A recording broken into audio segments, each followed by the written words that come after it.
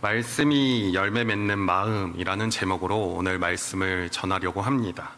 우리가 신앙 생활을 하면서 가장 많이 듣는 것 중 하나는 바로 하나님의 말씀이 아닐까 합니다. 주일마다 우리가 말씀을 듣고 또 때로는 오늘처럼 수요 예배 나와 또 금요 기도에 나와 또 새벽 기도에서도 말씀을 듣곤 합니다. 때로는 또 개인적으로 성경을 읽고 묵상하는 분들도 있을 줄 압니다. 그런데 이상하게도 같은 말씀을 들어도 사람들마다 반응이 다를 때가 있습니다. 어떤 사람은 말씀을 듣고 마음에 뜨거워지고 삶에 조금씩 변화가 있지만 어떤 사람은 말씀을 들어도 별다른 변화가 없는 것처럼 보이기도 합니다. 같은 자리에서 같은 본문의 말씀으로 같은 말씀을 들었는데도 그 말씀이 어떤 사람에게는 깊이 남고 또 어떤 사람에게는 금방 사라질 때가 있습니다. 오늘 본문은 바로 이 문제에 대해서 우리에게 알려주고 있습니다. 예수님께서 바닷가에 많은 무리들에게 가르치셨습니다. 사람들이 너무 많이 모여들자 예수님은 배에 올라 앉으시고 무리는 바닷가 육지에 서 있었습니다. 예수님은 그 자리에서 한 비유를 들려주십니다. 한 사람이 씨를 뿌리러 나갔고 그 씨가 모두 같은 곳에 떨어진 것이 아니라고 말씀하고 있습니다. 어떤 씨는 길가에 떨어졌고 어떤 씨는 흙이 약한 돌밭에 떨어졌고 어떤 씨는 가시떨기 속에 떨어졌으며 또 어떤 씨는 좋은 땅에 떨어졌다고 말해주고 있습니다. 여기서 중요한 것은 씨는 같았지만 떨어진 땅이 다르다는 것입니다. 그리고 그 땅의 상태에 따라 결과도 달라짐을 분명하게 말해줍니다. 길가에 떨어진 씨는 새가 와서 먹어버렸고 돌밭에 떨어진 씨는 싹은 났지만 뿌리가 없어 말라버렸습니다. 가시떨기 속에 떨어진 씨는 자라기는 하지만 가시 기운에 막혀 열매 맺지 못하는 모습을 보여줍니다. 그러나 좋은 땅에 떨어진 씨는 열매를 맺고 30배, 60배, 100배의 결실을 맺었다고 말해줍니다. 예수님께서 이 비유를 통해 하나님의 말씀이 사람의 마음에 어떻게 임하고 있는지를 가르쳐 주십니다. 말씀의 능력이 부족한 것이 아니라 하나님의 말씀은 살아있음을, 능력이 있음을 분명히 말해줍니다. 문제는 그 말씀을 받아 듣는 우리의 마음 상태입니다. 마음이 굳어 있으면 말씀이 들어오지 못합니다. 또 마음이 얕으면 어려움 앞에서 금방 흔들릴 수 있습니다. 또 마음이 세상의 염려와 욕심으로 가득하며 말씀이 자라도 열매 맺지 못하는 모습을 보여줍니다. 그러나 말씀을 듣고 받아들이는 마음은, 즉 하나님 앞에 열려있는 마음에는 반드시 열매가 맺힌다는 것을 말해주고 있습니다. 그러므로 우리는 오늘 이 말씀을 통해 나는 지금 어떠한 마음으로 하나님 말씀 앞에 듣고 있는지를 돌아보길 소망합니다. 혹시 내 마음은 길가와 같이 또 굳어있지는 않은지, 때로는 돌밭처럼 겉으로 반응은 하지만 깊이가 없는 것은 아닌지, 또한 가시밭처럼 세상의 염려와 욕심, 이 말씀 가운데 막고는 있지 않은지, 때로는 좋은 땅에 떨어진 것처럼 말씀을 듣고 받아 열매 맺기를 사모하고 있는지를 돌아봐야 한다는 것입니다. 오늘 이 말씀을 통해 우리의 마음밭을 주님 앞에 비춰보며 하나님의 말씀이 우리 마음 안에 깊이 뿌리 내리고 우리의 삶 속에서 30배, 60배, 100배의 열매로 나타나는 은혜가 있기를 간절히 소망합니다. 첫 번째로는 주님은 오늘도 말씀의 씨를 뿌리고 계십니다. 오늘 본문의 장면을 보면 예수님께서는 다시 바닷가에서 가르치시는 모습으로 시작하고 있습니다. 우리 본문 1절 말씀 같이 한번 읽겠습니다. 예수께서 다시 바닷가에서 가르치시니 큰 무리가 모여들거늘 예수께서 바다에 떠있는 배에 올라앉으시고 온 무리는 바닷가 육지에 있더라. 아멘. 예수님께서 가시는 곳곳마다 사람들은 너무나도 많이 몰려와 있습니다. 오늘도 마찬가지였습니다. 병을 고침을 받기 원하는 사람들도 있었고 또 귀신 들린 자를 데려온 사람들도 있었으며 또 예수님의 가르침을 듣고자 하는 사람들이 많이 몰려왔습니다.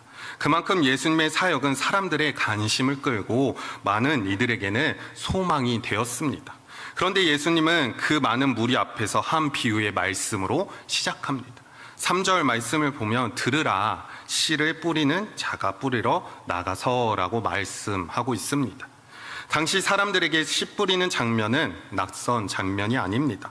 농부가 씨를 들고 밭으로 나가서 씨를 뿌리는 모습은 일상 속에서 볼 수 있는 모습입니다. 또 땅을 일구고 씨를 뿌리고 때가 되면 열매를 기다리는 일은 그들의 삶 가운데 아주 가까운 일상 속의 일이었습니다. 예수님은 바로 이 익숙한 농사의 장면을 통해 하나님 나라의 비밀을 가르치고 말씀하고 있었습니다. 어렵고 멀게만 느껴지는 이야기가 아니라 사람들의 매일의 삶 속에서 보고 경험했던 장면을 통해 하나님의 말씀이 사람의 마음에 어떻게 임하고 있는지를 보여주고 있습니다. 여기서 말하는 씨는 우리가 잘 알고 있듯이 하나님의 말씀을 가리킵니다. 14절 말씀에 뿌리는 자는 말씀을 뿌리는 것이다 라고 분명하게 말하고 있습니다. 그러므로 씨 뿌리는 자의 비유는 단순한 농사의 이야기가 아니라 하나님의 말씀이 사람들의 마음에 뿌려지고 있다는 이야기입니다. 그래서 예수님은 지금 우리에게 말씀을 전하고 계셨고 그 말씀은 마치 씨처럼 사람들의 마음에 뿌려지고 있습니다. 우리가 여기서 먼저 주목해야 할 것은 씨 뿌리는 자가 씨를 뿌리러 나갔다는 사실입니다. 농부가 씨를 가지고 가만히 머물러 있는 것이 아니라 밭으로 나간 것처럼 하나님께서도 죄로 인해 어두워진 우리를 그냥 내버려 두지 않으시고 말씀으로 찾아오셨습니다. 길을 잃고 방황하는 우리에게, 삶의 무게 속에 흔들리는 우리에게 하나님은 오늘도 말씀의 씨를 뿌려주시며 그 말씀을 통해 우리를 부르시고 새롭게 하시는 분이십니다. 사랑하는 성도 여러분, 우리가 예배의 자리에 나와 하나님의 말씀을 듣는 것은 결코 당연한 것이 아니라 우리가 하나님을 먼저 찾아온 것처럼 생각하는 것이 아닌 사실 하나님께서 먼저 말씀으로 우리에게 찾아오셨고 우리가 말씀을 들으러 나온 것 같지만 사실 하나님께서 말씀으로 우리를 이 자리에 부르셨다는 것입니다. 그러므로 우리가 성경을 읽고 설교를 듣는 시간은 단순히 종교적인 습관이 아니라 살아계신 하나님께서 우리의 마음에 씨를 뿌리는 은혜의 시간입니다. 수요 예배에 나와 말씀을 듣는 이 시간도 마찬가지입니다. 분주한 삶 가운데 지친 몸과 마음으로 이 자리에 앉아 있지만 하나님은 바로 이 시간을 통해 우리의 마음밭에 말씀의 씨를 뿌리고 계십니다. 어떤 말씀은 즉시 감동이 다가오고 또 기도하고 또 어떤 말씀으로 그 순간에는 잘 느껴지지 않지만 시간이 때로는 지나다 보면 삶의 자리에서 떠오르기도 합니다. 말씀은 씨와 같아서 뿌려질 때 작아 보일 수 있지만 그 안에는 생명이 있음을 우리는 기억해야 합니다. 오늘 비유는 동시에 우리에게 한 가지 중요한 사실을 말해주고 있습니다. 씨가 뿌려진다고 해서 모두 같은 열매를 맺는 것은 아니라고 합니다. 농부가 씨를 뿌렸지만 어떤 씨는 길가에 떨어졌으며 또 어떤 씨는 돌밭에 떨어졌고 어떤 씨는 가시떨기에 떨어졌다고 말합니다. 그리고 좋은 땅에도 떨어졌습니다. 씨는 생명력은 같았지만 땅의 상태에 따라 달라지는 것처럼 하나님의 말씀은 부족함이 없지만 그 말씀을 받는 우리의 마음의 상태에 따라 결과는 다르게 나타날 수 있음을 분명하게 말해주고 있습니다. 그러므로 오늘도 우리는 이 말씀 앞에서 나 자신을 돌아보고 점검해보길 소망합니다. 나는 하나님의 말씀을 그저 익숙하게만 듣고 있지는 않은지, 혹시 수많은 예배와 설교를 지나오면서 말씀을 듣는 일이 너무나도 당연한 것처럼 여기고 있지는 않은지, 또 말씀 앞에서 두렵고 떨리는 마음, 또 하나님께서 오늘 나에게 말씀하신다는 기대와 사모함이 사라지고 있지는 않은지 우리는 점검해보며 돌아봐야 하는 것입니다. 말씀은 오늘도 우리에게 또 우리 마음에 깊이 심어지고 있습니다. 그러나 중요한 것은 그 말씀 앞에 우리의 마음이 과연 열려 있느냐입니다. 씨 뿌리는 주님 앞에 우리의 마음이 닫혀 있다면 결국 그 말씀은 우리 안에 깊이 들어오지 못하지만 우리가 겸손히 주님 앞에 서며 그 말씀 앞에 설 때 하나님은 그 말씀을 통해 우리의 마음을 새롭게 하시고 또 우리의 삶을 변화시켜 가십니다.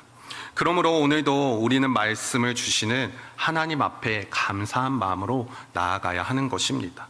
주님, 오늘도 우리의 마음에 말씀의 씨를 뿌려 주시옵소서. 익숙하게 듣지 않고 오늘 주시는 이 말씀 앞에 내가 또 주님이 주시는 그 은혜가 무엇인지를 발견하게 하여 주시옵소서라는 마음이 필요한 것입니다. 또한 살아계신 그 하나님, 또 능력이 있으신 그 하나님 앞에 내가 반응하며 내 삶 속에서도 그 말씀대로 살아감을, 또 말씀을 뿌리시는 주님 앞에 겸손히 마음을 열어 나아가는 저와 성도님들이 되시길 간절히 소망합니다.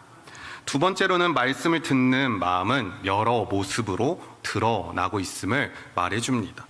예수님께서 말씀하신 비유는 네 종류의 땅이 등장합니다. 길과 돌밭, 가시떨기, 그리고 좋은 땅입니다. 예수님은 뒤이어 제자들에게 이 비유의 의미를 직접 설명해 주십니다. 그래서 우리는 예수님께서 풀어주신 말씀에 따라 네 종류의 땅의 말씀을 듣는 사람의 마음 상태를 알 수 있습니다. 먼저 길가에 뿌려진 씨가 있습니다. 4절 말씀에서는 씨를 뿌릴 때 덜어는 길가에 떨어졌고 또 새들이 와서 그 씨를 먹어버렸다고 말씀합니다. 그리고 예수님은 15절 말씀에서 그 의미를 설명해 주고 있습니다. 우리 15절 말씀 같이 한번 읽겠습니다.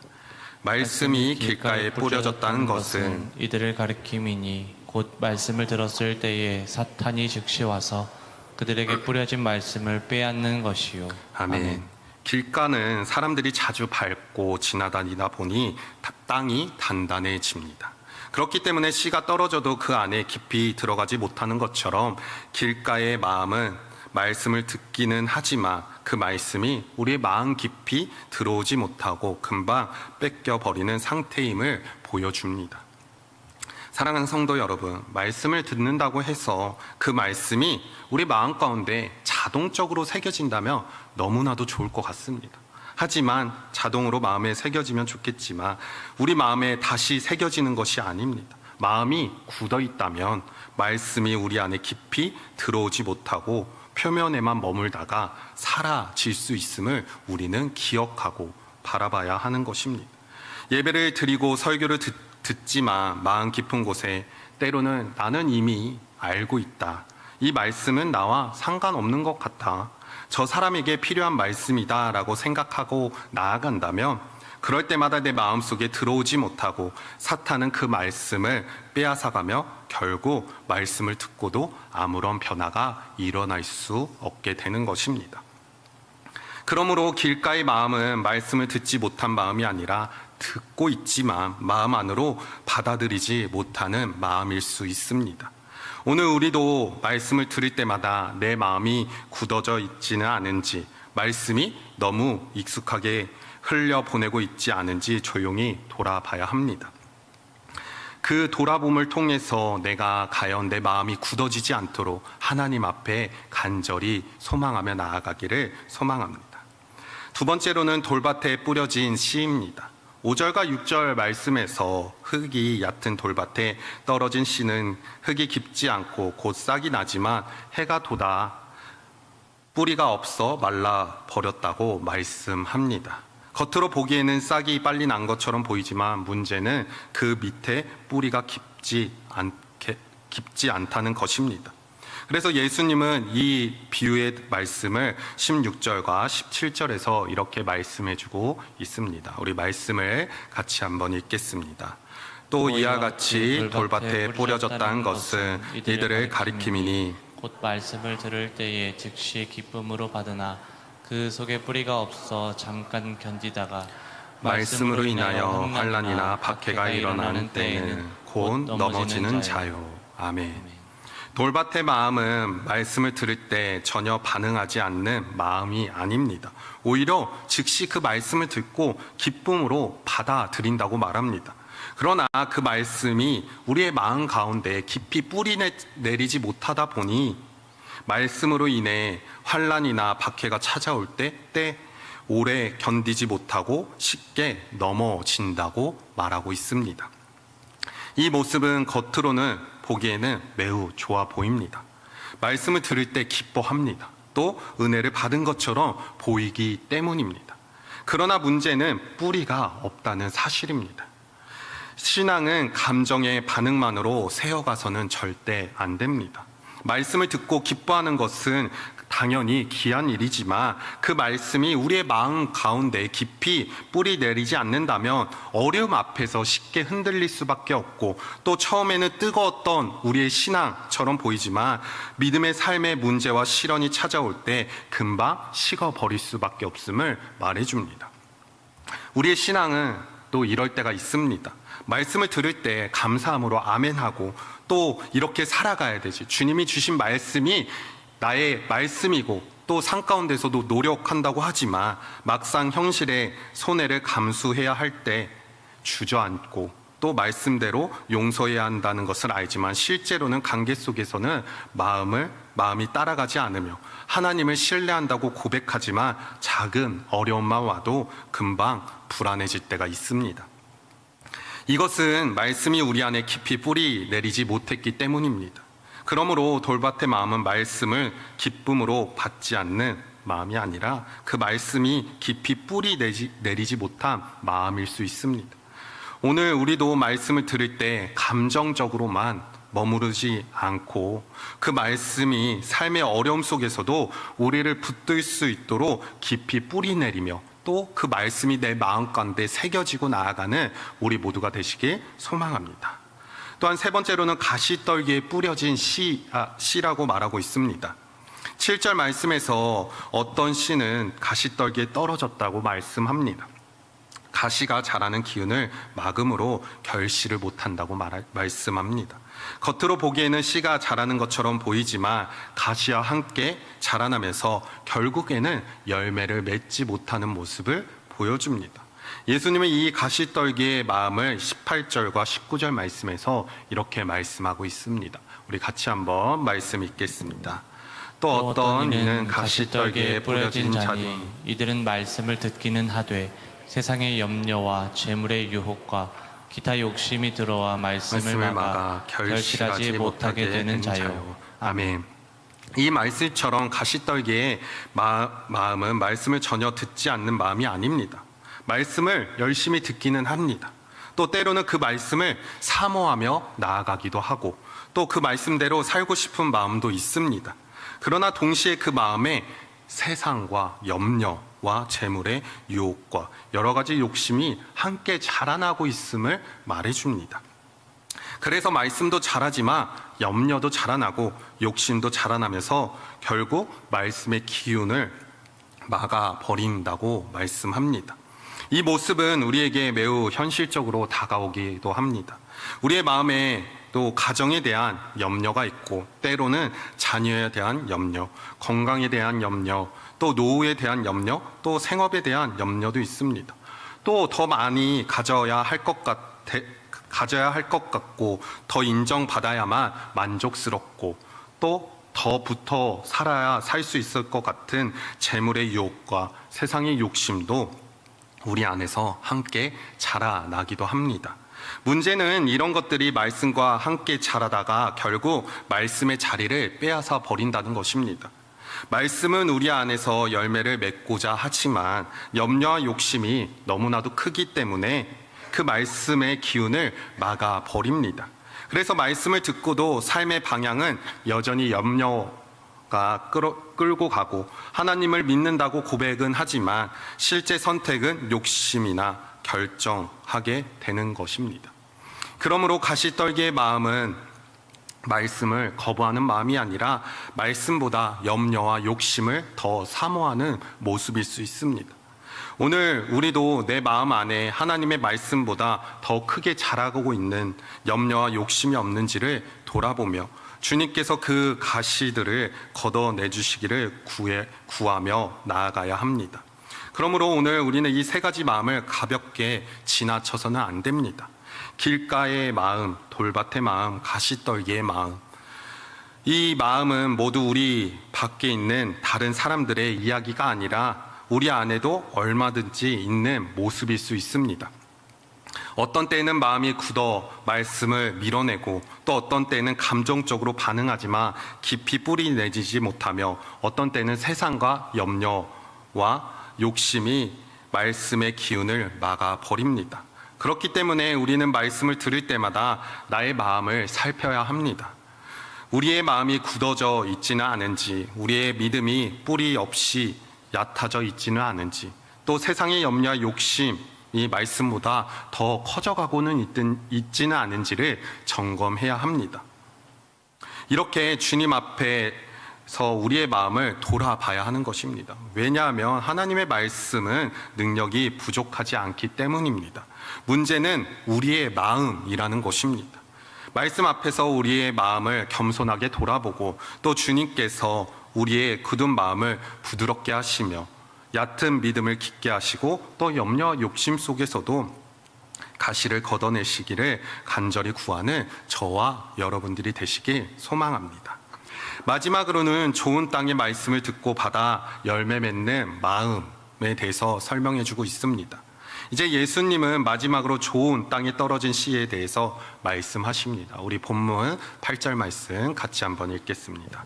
더러는 좋은 땅에 떨어짐에 자라 무성하여 결실하였으니 30배나 60배나 100배가 되었느니라 하시고 아멘.